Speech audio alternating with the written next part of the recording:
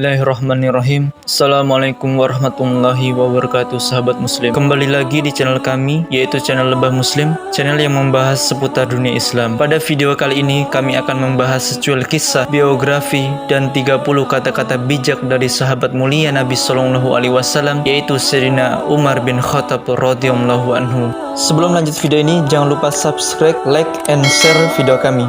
Umar bin Khattab merupakan sahabat Nabi Sallallahu Alaihi Wasallam yang dikenal karena ketangkasan dan keberaniannya. Beliau selalu menyertai sang Rasul dalam misi menyebarkan agama Islam, bahkan memintanya untuk berdakwah secara terang-terangan. Nabi Shallallahu Alaihi Wasallam memberinya julukan Al-Faruq atau Sang Pembela karena ia dapat membedakan yang benar dan yang batil. Ada pula kalangan yang berpendapat gelar ini memiliki makna penjaga. Dalam hadis riwayat Imam At-Tirmizi, Umar merupakan salah satu sahabat yang dijamin masuk surga. Ia juga khalifah kedua umat Islam setelah meninggalnya Sayyidina Abu Bakar As-Siddiq. Biografi: nama beliau adalah Umar bin Khattab, lahir 13 tahun setelah kelahiran Rasulullah SAW, sekitar tahun 586 Masehi di kota Mekah. Gelarnya adalah Al-Faruq atau pemisah antara yang benar dan batil, dan Amirul Mukminin atau pemimpin orang-orang beriman. Jabatan beliau adalah khalifah umat Islam dari tahun 634 sampai 644 Masehi. Pendahulunya adalah Abu Bakar As-Siddiq, penggantinya yaitu Utsman bin Affan. Kehidupan Umar bin Khattab sebelum masuk Islam. Sayyidina Umar bin Khattab radhiyallahu anhu lahir dari keluarga terpandang di suku Quraisy. Ayahnya yaitu Khattab merupakan komandan pasukan, sedangkan sang kakek Nufail merupakan tokoh Quraisy yang terhormat. Sang ayah pun menurunkan kemampuan berburu, administrasi, menunggang kuda, berlatih pedang dan tombak,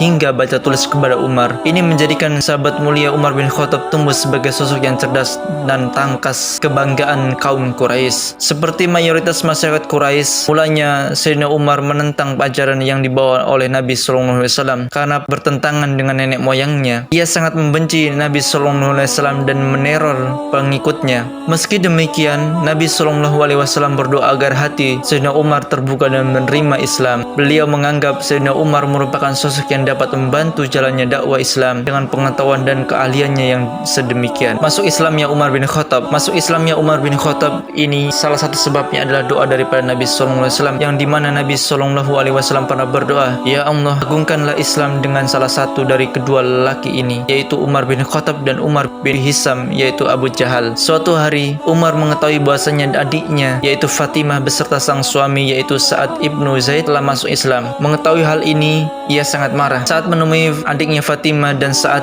keduanya tengah mendengarkan sahabat Nabi, yaitu Khabab ibnu Al-Arth, membaca surat Toha. Mengetahui hal ini, Umar marah. Ia pun memukul mereka, yaitu adiknya dan suaminya, yaitu Sa'ad. Namun Umar segera menyadari perbuatannya dan menyesal. Terlebih Fatimah mengatakan tidak akan meninggalkan Islam. Ia pun meminta lembar-lembar Al-Quran yang dipegang Fatimah dan berjanji akan mengembalikannya. Seketika hendak membacanya, maka Fatimah pun menegurnya agar terlebih dahulu untuk mandi. Kemudian ketika membacanya, Umar tertegun. Alangkah eloknya kalimat-kalimat ini. Betapa mulianya ajaran-ajaran yang dikandungnya. Sungguh tak ada manusia yang mampu membuat alam seindah ini, tuturnya. Setelah itu Umar menemui Nabi Sallallahu Alaihi Wasallam untuk memeluk Islam. Ketika ia mengutarakan niatnya, maka Nabi Sallallahu Alaihi Wasallam langsung bertakbir, kemudian diikuti oleh para sahabat beliau. Peristiwa tersebut terjadi di bulan Zulhijjah, tahun ke-6 kenabian Rasulullah Sallallahu Alaihi Wasallam. Sayyidina Umar merupakan orang ke-40 yang memeluk Islam. Kala itu Rasulullah Sallallahu Alaihi Wasallam masih berdakwah secara sembunyi-sembunyi. Umarlah orang pertama yang dengan lantang mengumumkan keislamannya. Sejak saat itu Umar bin Khattab selalu menyertai Nabi Muhammad SAW, termasuk terlibat dalam perang-perang besar seperti perang Badar, perang Uhud, perang Khandaq, perang Khaybar, dan perang Hunayan. Masa kekhalifahan Umar bin Khattab. Setelah Abu Bakar wafat, Umar menggantikannya sebagai khalifah. Ia memerintah selama 10 tahun lamanya, yakni dari tahun 13 Hijriah atau 634 Masehi hingga 23 Hijriah atau 644 Masehi. Umar meletakkan dasar-dasar negara yang bersifat demokratis dan dilandasi oleh keadilan dan nilai-nilai Islam. Di bawah pemerintahan Umar bin Khattab, kekuasaan Islam tumbuh sangat pesat. Umar melakukan ekspansi besar-besaran untuk menyebarkan pengaruh Islam. Ekspansi dimulai dari ibu kota Syria, yakni Damaskus, Damaskus yang dibebaskan pada tahun 635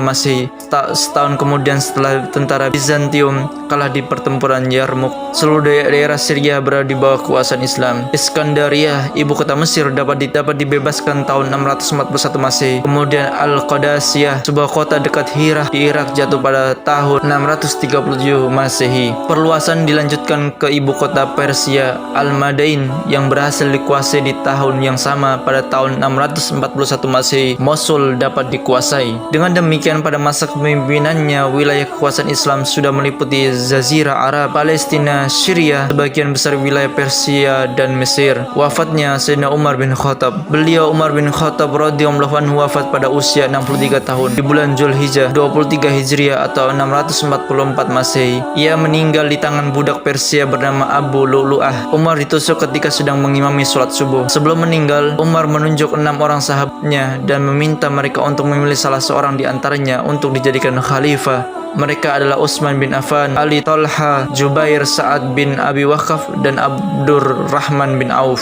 Berikut 30 kata-kata bijak dari Sayyidina Umar bin Khattab radhiyallahu anhu. Yang pertama, dari begitu banyak sahabat, aku tak menemukan sahabat yang lebih baik daripada menjaga lidah. Aku memikirkan tentang semua pakaian, tidak aku menemukannya pakaian yang lebih baik daripada takwa. Aku merenungkan tentang segala jenis amal baik, namun tidak mendapatkannya yang lebih baik daripada memberi nasihat. Aku mencari segala bentuk rizki, tapi tidak menemukan rizki yang lebih baik daripada sabar. Yang kedua, raihlah ilmu, dan untuk meraih ilmu, belajarlah dalam keadaan tenang dan sabar. Yang ketiga, manusia yang berakal adalah manusia yang suka menerima dan meminta nasihat. Yang keempat, bila engkau hendak memuji seorang, maka pujilah Allah terlebih dahulu, karena tiada seorang manusia pun di dunia yang lebih banyak dalam memberi kepadamu dan lebih santun lembut kepadamu selain daripada Allah Azza wa Jalla. Yang kelima, orang yang paling aku sukai adalah dia yang menunjukkan kesalahanku. Yang keenam, jangan berlebihan dalam mencintai sehingga menjadi keterikatan. Jangan pula berlebihan dalam membenci sehingga membawa kebinasaan. Yang ketujuh, jikalau kita letih karena kebaikan, maka sesungguhnya keletihan itu akan hilang dan kebaikannya akan kekal. Namun jikalau kita bersenang-senang dengan dosa, dengan maksiat, maka sesungguhnya kesenangan itu akan hilang dan dosanya itu akan kekal. Nomor 8, jangan bersedih atas apa yang telah berlalu, kecuali kalau itu bisa membuatmu bekerja lebih keras untuk apa yang akan datang. Yang kesembilan, terkadang orang dengan masa lalu paling kelam akan menciptakan masa depan yang paling cerah. Yang ke-10, aku khawatir akan datangnya hari di mana orang-orang yang tidak beriman merasa bangga dengan kedustaannya, sementara orang-orang yang beriman malu dengan keimanannya. Yang ke-11, aku tidak pernah sekalipun menyesali diamku, tapi aku berkali-kali menyesali bicaraku. Yang ke-12, apa yang melewatkanku tidak akan pernah menjadi takdirku, dan apa yang ditakdirkan untukku tidak akan pernah melewatkanku. Yang ke-13, mahkota seseorang adalah akalnya, derajat seseorang adalah agamanya, sedangkan kehormatan seseorang adalah budi pekertinya. Yang ke-14, hendaklah kalian menghisap diri kalian sebelum kalian dihisap, dan hendaklah kalian menimbang diri kalian sebelum kalian ditimbang, dan bersiap-siaplah akan datangnya hari yang besar, ditampakkannya amal. Yang ke-15, kebajikan yang ringan adalah menunjukkan muka berseri-seri dan mengucapkan kata-kata lemah lembut. Yang ke-16, menjauhi dosa itu lebih ringan daripada menanggung rasa sakit dari sebuah penyesalan. Yang ke-17, jadilah orang yang bermartabat, jujur, dan selalu menyampaikan kebenaran. Yang ke-18, mohonlah pertolongan kepada Allah agar menolong kalian melawan nafsu jahat kalian, sama seperti kalian memohon pertolongan dalam melawan musuh-musuh kalian. Yang ke-19, sabar adalah bahan ramuan paling menyehatkan dalam hidup kita. Yang ke-20, tidak ada jalinan hubungan antara Allah dengan siapapun kecuali melalui ketaatan kepadanya. Ke-21, jika pasanganmu sedang marah, maka kamu harus tenang, karena ketika satu di antaranya adalah api, maka satu yang lainnya harus bisa menjadi air yang meredam amarah tersebut. Ke-22, jangan tertipu oleh orang-orang yang membaca Al-Quran, tapi lihatlah kepada mereka yang perilakunya sesuai dengan Al-Quran. 23, bila engkau menemukan celah pada seseorang dan engkau hendak mencacinya, maka cacilah dirimu, karena celahmu itu lebih banyak darinya. Ke-24, cara terbaik untuk mengalahkan seseorang adalah mengalahkannya dengan kesopanan. Yang ke-25, aku tidak peduli atas keadaan keadaan susah dan senangku, karena aku tidak tahu manakah di antara keduanya itu yang lebih baik bagiku. Yang ke-26, duduklah bersama orang-orang yang mencintai Allah, itu karena bergaul bersama orang seperti mereka akan mencerahkan pikiranmu. Ke-27, ilmu itu ada 3 tahapan. Jika seorang memasuki tahapan pertama, maka dia akan sombong. Jika dia memasuki tahapan yang kedua, maka dia akan rendah hati. Dan jika dia memasuki tahapan yang ketiga, maka dia akan merasa bahwa dirinya tidak ada apa-apanya. Ke-28, hindarilah sifat malas dan bosan, karena keduanya kunci keburukan. Sesungguhnya jika engkau malas, engkau tidak akan banyak melaksanakan kewajiban. Jika engkau bosan, engkau tidak akan tahan dalam menunaikan kewajiban. 29, perbanyaklah mengingat Allah, karena itu adalah obat. Janganlah buat dirimu terlalu banyak mengingat manusia, karena itu adalah penyakit. Yang terakhir, orang yang tidak dapat menguasai matanya, maka hatinya tidak ada harganya. Sekian biografi dan kata-kata mutiara dari sahabat Nabi yang mulia. Semoga bisa diambil banyak-banyak pembelajarannya, khususnya bagi admin sendiri dan bagi para pendengar. Terima kasih telah menonton video ini. Akhirul kalam, wassalamualaikum warahmatullahi wabarakatuh.